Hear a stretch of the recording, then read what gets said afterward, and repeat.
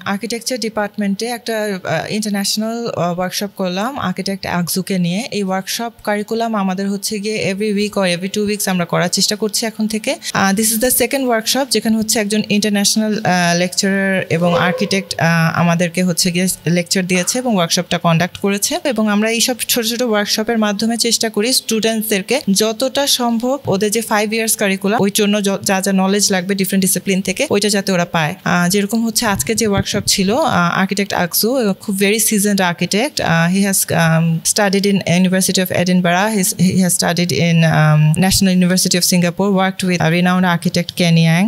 He has now a firm of his own which is called Axial Design. So এটা খুবই হচ্ছে একটা unique discipline. So আজকের ওয়ার্কশপটা ক্লাইমেটিক্যালিজমের উপরে, এটা হচ্ছে গিয়ে আর্কিটেকচার, সাস্টেনেবল ডিজাইন এবং হচ্ছে গ্রিন বিল্ডিং এর মাঝখানে যেসব ইনসাইটস থাকে, যেসব হচ্ছে স্ট্র্যাটেজিজ ইউজ করা থাকে, সেসব নিয়ে হচ্ছে গিয়ে আজকের ওয়ার্কশপটা।